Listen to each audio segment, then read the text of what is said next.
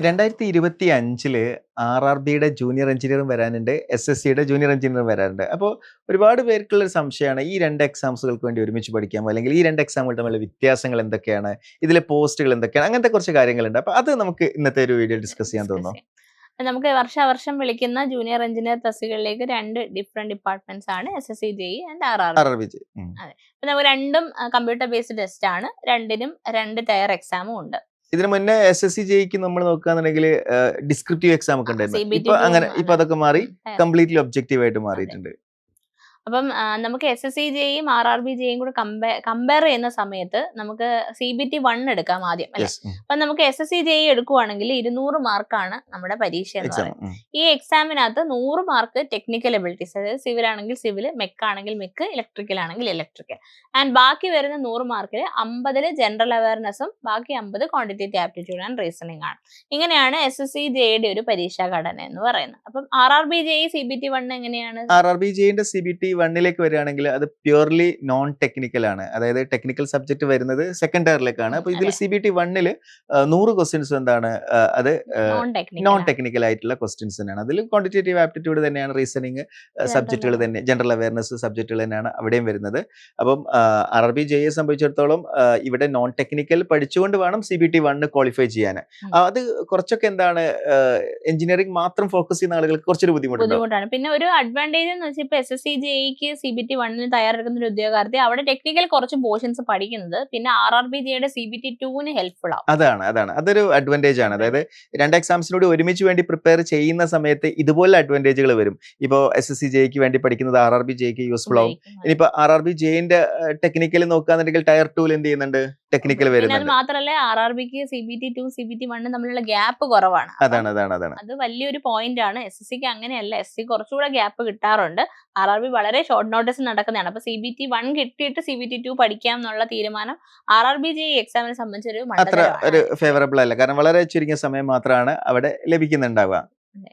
അതേപോലെ തന്നെ ഈ ആർ.ആർ.ബി ജെഇന്റെ കാര്യത്തില് പൊതുവെ മലയാളികൾ ആർ.ആർ.ബി ജെഇനോട് നല്ല താല്പര്യമാണ്. നമ്മള് ഒരുപാട് മലയാളികളായിട്ടുള്ള ആളുകൾ, ഇപ്പൊ എന്റെ കോളേജിൽ കൂടെ പഠിച്ചിട്ടുള്ള ഫ്രണ്ട്സ് ആയിട്ടുള്ള ആളുകളായിക്കോട്ടെ, ഒരുപാട് ആളുകൾ ഈ ആർ.ആർ.ബി ജൂനിയർ എഞ്ചിനീയർ എക്സാമിന് വേണ്ടി പ്രിപ്പയർ ചെയ്തിട്ടുണ്ട്. അത് ക്രാക്ക് ചെയ്തിട്ടുള്ള ആളുകളുണ്ട്. ഭയങ്കര രീതിയിൽ വന്നിട്ടുണ്ട്. അതുവരെ മലയാളികൾ പൊതുവെ ബാക്കോട്ട് തന്നെ ആയിരുന്നു എന്നാണ് മനസ്സിലാക്കുന്നത്. നമുക്ക് ആർ.ആർ.ബി ജെഇ പല സോണിലല്ലേ സാർ? പക്ഷെ നമുക്ക് എസ്.എസ്.സി ജെഇ എന്ന് പറഞ്ഞു കഴിഞ്ഞാൽ ഒറ്റ എക്സാം ആണ്, ഓൾ ഇന്ത്യ ലെവലിൽ ഒരു. അതെ, നമുക്ക് വേക്കൻസി വൈസ് നോക്കുവാണെങ്കിൽ ഇത് രണ്ടും കൂടെ കമ്പയർ ചെയ്ത് കഴിഞ്ഞാൽ ഡയറക്ട്ലി ഒരു കമ്പാരിസൺ ചെയ്യുമ്പോൾ ഇപ്പൊ കഴിഞ്ഞ പ്രാവശ്യത്തെ ആർ.ആർ.ബി ജെഇ 13,000 വേക്കൻസി ഉണ്ട്. എന്നാൽ എസ്.എസ്.സി ജെഇ നോക്കുന്ന സമയത്ത് നിയർലി ഒരു 2000 ഉള്ളിലേ വരുന്നുള്ളൂ. അപ്പൊ നോക്കുമ്പോൾ എന്താണെന്ന് വെച്ചാൽ ആർ.ആർ.ബി ജെഇയിൽ വേക്കൻസി കൂടുതലാണ്, എസ്.എസ്.സി ജെഇയിൽ കുറവാണെന്നുള്ളൊരു കാഴ്ചപ്പാടാണ്. പക്ഷെ അതിൽ നിങ്ങൾ മനസ്സിലാക്കേണ്ട കാര്യം, ആർ.ആർ.ബി ജെഇ നമ്മൾ ഒരു സോണിലേക്കാണ് അപ്ലൈ ചെയ്യുന്നത്. ഒറ്റ സോണിലേക്ക് നമുക്ക് പരീക്ഷ എഴുതാൻ പറ്റുന്നുള്ളൂ. പക്ഷെ എസ്.എസ്.സി നമ്മൾ ഈ പോസ്റ്റുകളിലേക്ക് എല്ലാം അപ്ലൈ ചെയ്യാൻ പറ്റും. അതിൽ ചില പോസ്റ്റുകൾ മെയിൽ കാൻഡിഡേറ്റ്സിന് വേണ്ടി റിസർവ്ഡ് ആണ്, ചില ഡിപ്പാർട്ട്മെന്റ്സ്. പക്ഷേ ബാക്കിയെല്ലാം നമുക്ക്, എന്നാലും മെജോറിറ്റി പോസ്റ്റുകളും എല്ലാം നമുക്ക് അപ്ലൈ ചെയ്യാനായിട്ട് സാധിക്കും. എസ്.എസ്.സി ജെഇയിൽ പറയാന്നുണ്ടെങ്കിൽ മിലിറ്ററി എഞ്ചിനീയറിംഗ് സർവീസ് ഒക്കെ ഭയങ്കര അടിപൊളിയായിട്ടുള്ള നല്ല പോസ്റ്റുകളാണ്. പിന്നെ CPWD ഉണ്ട്, അതുപോലെ തന്നെ ബോർഡർ റോഡ് ഓർഗനൈസേഷൻ, BRO, അങ്ങനെ കുറെ മേഖലകൾ വരുന്നുണ്ട്.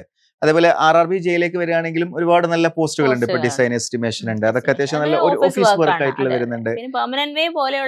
കുറച്ചൊരു ഫീൽഡ് ആയിട്ട് ഇപ്പൊ ഇലക്ട്രിക്കൽ ആണെങ്കിൽ ട്രാക്ക് മെഷീൻ, മെക്കാനിക്കൽ കഴിഞ്ഞ ആളുകൾക്ക്. അപ്പൊ അതൊക്കെ കുറച്ചുകൂടി ഒരു കമ്പാരിറ്റീവ്ലി ഡിഫിക്കൽട്ട് ആയിട്ടുള്ളതാണ്. എന്നാൽ വർക്ക്ഷോപ്പ് ഉണ്ട്. അപ്പൊ അങ്ങനെ പല പല മേഖലകളുണ്ട്. അപ്പം രണ്ടിലും ഡിഫറെന്റ് കാറ്റഗറി ആണ് അല്ലേ? രണ്ടിനും നമുക്ക് ഒരേപോലെ നമുക്ക് കമ്പയർ ചെയ്യാൻ പറ്റത്തില്ല. പക്ഷെ എന്നാൽ എക്സാം പാറ്റേണിലുള്ള ഒരു സിമിലാരിറ്റി നമ്മൾ ഇങ്ങനെ സെഷൻ തന്നെ ആക്ച്വലി കണ്ടക്ട് ചെയ്തത്. അപ്പൊ നമുക്ക് കോമൺ ആയിട്ട് വരുന്നത് CBT 1 രണ്ടിനും തയ്യാറെടുക്കുന്ന ആൾക്കാർക്ക് കോമൺ ആയിട്ടുള്ള ടോപ്പിക്സ് ഒരുമിച്ച് പഠിക്കുകയും ടെക്നിക്കൽ പോർഷന്റെ ആ ഒരു ടച്ച് വിടാതെ നമുക്ക് പഠിക്കാനും സാധിക്കും. അത് CBT 2 തയ്യാറെടുപ്പിന് രണ്ടിനും സാധിക്കും. പിന്നെ SSC ജെയുടെ CBT 2 വരുമ്പോൾ നമുക്ക് 100 മാർക്കിന്റെ പരീക്ഷയാണ്. പക്ഷെ ഓരോ ചോദ്യത്തിനും 3 മാർക്ക് ഉണ്ട്. അപ്പൊ ടോട്ടൽ 300 മാർക്സിലാണ് CBT 2. ഇവിടെ നമ്മൾ ഇതിൽ വരികയാണെന്നുണ്ടെങ്കിൽ, അതായത് ആർ.ആർ.ബി ജെയിലേക്ക് വരികയാണെങ്കിൽ 150 ക്വസ്റ്റ്യൻസ് ഉണ്ടാവും. 100 ടെക്നിക്കലും 50 നോൺ ടെക്നിക്കലും ടെക്നിക്കലാണ് വരുന്നത്. അപ്പൊ അവിടെ ടെക്നിക്കൽ തന്നെയാണ് പ്രയോറിറ്റി വരുന്നത്. രണ്ടിലും ടെക്നിക്കൽ തന്നെയാണ് എന്ത് ചെയ്യുന്നത്, പ്രയോറിറ്റി വരുന്നത് എന്ന് മനസ്സിലാക്കാൻ പറ്റും. ഇതിൽ നമ്മൾ ഒരു വർക്ക് ലൈഫ് ബാലൻസ് നമ്മൾ നോക്കുകയാണെങ്കിൽ ഏത് പോസ്റ്റാണ് കുറച്ചുകൂടി ബെറ്റർ ആയിട്ടുള്ളത് മിസ്സിന്റെ ഒപ്പീനിയനിൽ? കുറച്ചുകൂടെ നല്ലത് SSCGI തന്നെയാണ്. നമുക്കൊരു വർക്ക് ലൈഫ് ബാലൻസ് എന്ന് പറയുന്ന ഒരു കോൺസെപ്റ്റ് നമ്മൾ സംസാരിക്കുവാണെങ്കിൽ ഓഫ് കോഴ്സ് SSCGI തന്നെയാണ്. പിന്നെ RRB പറഞ്ഞ പോലെ തന്നെ പോസ്റ്റുകൾ എക്സംഷൻസ് ഉണ്ട്. അതായത് ലൈക്ക് ഡിസൈനോ വർക്ക്ഷോപ്പോ ഒക്കെ കിട്ടുവാണെങ്കിൽ ഓഫ് കോഴ്സ് അതും കുറച്ചുകൂടി കംഫർട്ടബിൾ ആയിരിക്കും. അതും ഡിപ്പെൻസ് ആണ് ഏത് പോസ്റ്റ് ആണ് എന്നുള്ളത്. അപ്പൊ ആ ഒരു കാര്യം നിങ്ങൾ അറിഞ്ഞിരിക്കുക എന്നുള്ളതാണ്. ഏത് രണ്ട് രീതിയിലാണെങ്കിലും ഈ എക്സാംസിന് വേണ്ടി ഒരുമിച്ച് പ്രിപ്പയർ ചെയ്യുക എന്നുള്ളതാണ് ഏറ്റവും ഇന്റലിജന്റ് ആയിട്ടുള്ള ഡിസിഷൻ എന്ന് പറയുന്നത്. അതായത് ഒരു എക്സാമിന് വേണ്ടി മാത്രമായിട്ട് നമ്മൾ പ്രിപ്പറേഷൻ ചെയ്യുമ്പോൾ, ഞാൻ എപ്പോഴും PSC ആണെങ്കിലൊക്കെ പറഞ്ഞിറക്കാറുണ്ട്, മൾട്ടിപ്പിൾ എക്സാംസിന് വേണ്ടി എന്ത് ചെയ്യുക, ഒരേ പാറ്റേണിലുള്ള. അപ്പൊ നമ്മൾ ഒരിക്കലും നമ്മളിപ്പോ ഈ ഒരു SSC അല്ലെങ്കിൽ RRB ചെയ്യും പിന്നെ അല്ലെങ്കിൽ വേറെ ഒരു ഗേറ്റ് എക്സാം ആ രീതിയിലല്ല, ഒരേ പാറ്റേണിലുള്ള എക്സാംസുകൾ എന്ത് ചെയ്യാം, പ്രിപ്പറേഷൻ ചെയ്യുന്നതാണ്. നമുക്ക് എവിടെയാണ് ഓപ്പർച്യൂണിറ്റീസ് വരുന്നതെന്നും ഏതാണ് നമുക്ക് കിട്ടുന്നതെന്നും പറയാൻ പറ്റത്തില്ല. അതുകൊണ്ട് ഒരേ പാറ്റേണിലുള്ള ഒരു എക്സാം രണ്ട് എക്സാംസ് എന്ന നിലയ്ക്ക് നിങ്ങൾക്ക് ഇന്ന് തന്നെ അടുത്ത വർഷത്തെ ഒരു എക്സാമിന് വേണ്ടി ഇപ്പൊ അറ്റ് ദ ഏർലിയസ്റ്റ്, അതായത് ഇന്ന് നല്ല അറ്റ് ദ ഏർലിയസ്റ്റ് നിങ്ങൾക്ക് പഠിക്കാൻ തുടങ്ങാം അല്ലെ. അപ്പൊ നമ്മുടെ SSCGI കോഴ്സസും അതുപോലെ തന്നെ RRB കോഴ്സസും നമുക്ക് എൻട്രിയിൽ അവൈലബിൾ ആണ്.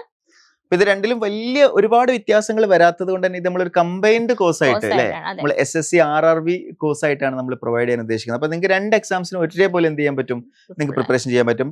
അതേപോലെ വേറൊരു കാര്യം കൂടി, ഈ എക്സാംസിന്റെ ലെവൽസിനെ കുറിച്ച് നമ്മൾ പറഞ്ഞില്ല. ഈ രണ്ട് എക്സാമും ഒരേ ലെവലാണോ?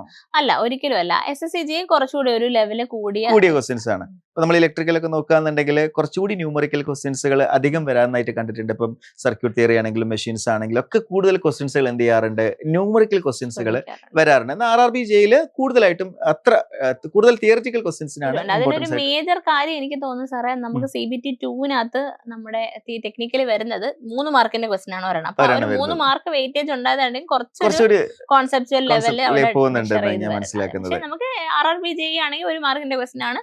പിന്നെ ഒത്തിരി അങ്ങ് ഒരുപാട് കാൽക്കുലേഷൻസ് ഉള്ളത് 2019 വരെ ചോദിച്ചിട്ടുള്ള ഈ വർഷം നമ്മൾ അവൈറ്റിംഗ് ആണ്.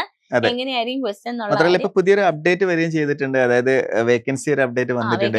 CPWD മാത്രം സിവിൽ 500 വേക്കൻസി വന്നിട്ടുണ്ട്, SSCGI. അതേപോലെ ഇലക്ട്രിക്കൽ ആണെങ്കിൽ 148. അത് ഒരു ഡിപ്പാർട്ട്മെന്റിൽ മാത്രമാണ്. അത് കൂടുതൽ നമുക്ക് പ്രതീക്ഷിക്കാന്ന് എനിക്ക് തോന്നുന്നത്. കാരണം കഴിഞ്ഞ പ്രാവശ്യം CPWD അത്ര ഒഴിവില്ലായിരുന്നു. അപ്പം CPWD ഒരു മേജർ ആയിട്ടുള്ള പാർട്ടാണ്. അപ്പൊ അതുകൊണ്ട് തീർച്ചയായിട്ടും ബാക്കിയുള്ളതിൽ ഇപ്പൊ മിലിറ്ററി എഞ്ചിനീയറിംഗ് സർവീസിലാണെങ്കിലും ബോർഡർ റോഡ് ഓർഗനൈസേഷനിലൊക്കെ ഒരുപാട് വേക്കൻസീസ് വരാനുണ്ട്. അപ്പൊ അങ്ങനെ നോക്കുമ്പോൾ വേക്കൻസി വൈസും 2025 വളരെ ഫേവറബിൾ ആയിട്ടുള്ള ഒരു ഇയർ ആയിട്ട് മാറാണ്. 2025 നിങ്ങൾക്ക് ഈ എക്സാംസ് ക്രാക്ക് ചെയ്യാനായിട്ട് വേണ്ടിയിട്ടുള്ള ആദ്യത്തെ സ്റ്റെപ്പായിട്ട് പഠിച്ചു തുടങ്ങാവുന്നതാണ്. അതുപോലെ RRB-GI SSCGI കാര്യത്തിൽ കലണ്ടർ മിസ്സിന്റെ അഭിപ്രായത്തിൽ RRB-GI ഈ വർഷം ഉണ്ടാവുമോ? RRB-GI നമുക്കിപ്പോ എക്സാം കഴിഞ്ഞിട്ട് ഓൾമോസ്റ്റ് എനിക്ക് LPയുടെ അപ്ഡേറ്റ്സ് ഒക്കെ വന്നു തുടങ്ങി, എന്തായാലും വരും. അതായത് RRB-GIയും ഈ വർഷം തന്നെ കണ്ടക്ട് ചെയ്യും എന്നുള്ളത് തന്നെയാണ്. കഴിഞ്ഞ പ്രാവശ്യം ഒരു ടെന്റേറ്റീവ് കലണ്ടർ ഒക്കെ വന്നിട്ടുണ്ടായിരുന്നു. അപ്പൊ SSCGI പോലെ ഒരു എക്സാക്ട് കലണ്ടർ അല്ല, SSCGI കുറച്ചുകൂടി സിസ്റ്റമാറ്റിക് ആണ്. കറക്റ്റ് ഡേറ്റ് ഓഗസ്റ്റിലാന്ന് തോന്നുന്നു നോട്ടിഫിക്കേഷൻ വരാൻ പോകുന്നത്. സെപ്റ്റംബർ ഒക്ടോബർ ആ ടൈമിൽ എക്സാമും ഒക്കെ കറക്റ്റ് ആയിട്ട് അവർ എന്ത് ചെയ്തിട്ടുണ്ട്, മെൻഷൻ ചെയ്തിട്ടുണ്ട്. പക്ഷെ RRB-ന്റെ ടെന്റേറ്റീവ് ഡേറ്റ്സ് പറയാറുണ്ട്. എന്നിരുന്നാലും ALP-ന്റെ ഇപ്പൊ വന്ന സ്ഥിതിക്ക് തീർച്ചയായിട്ടും ഇനി എന്ത് ചെയ്യാൻ സാധ്യതയുണ്ട്, RRB-GIയും ഉടനെ വരും. അപ്പൊ അങ്ങനെ നോക്കുമ്പോൾ 2 എക്സാംസ് ഒരുമിച്ച് വരികയാണ്. സെൻട്രൽ ഗവൺമെന്റ് ജോലിയാണ്, 2 സെൻട്രൽ ഗവൺമെന്റ് ജോലിയാണ്. പേ സ്കെയിലിന് അതിന്റേതായ വ്യത്യാസവും ഉണ്ട് compared to state government job. അപ്പം നിങ്ങൾ ഏറ്റവും നല്ലൊരു കരിയർ ഗ്രോത്ത്, അതുപോലെ തന്നെ ഏറ്റവും നല്ലൊരു നമ്മുടെ എന്താ പറയാ ലൈഫിലാണെങ്കിൽ നമുക്ക് കരിയർ വൈസ് സെറ്റിൽ ചെയ്യാൻ പറ്റിയ ഒരു ഓപ്പർച്യൂണിറ്റിയാണ്. സോ ഇന്ന് തന്നെ പഠിച്ചു തുടങ്ങാം. 2025 നിങ്ങൾ ആഗ്രഹിച്ച സ്വപ്ന ജോലി നേടാൻ നിങ്ങളെ കൊണ്ട് സാധിക്കട്ടെ. Thank you.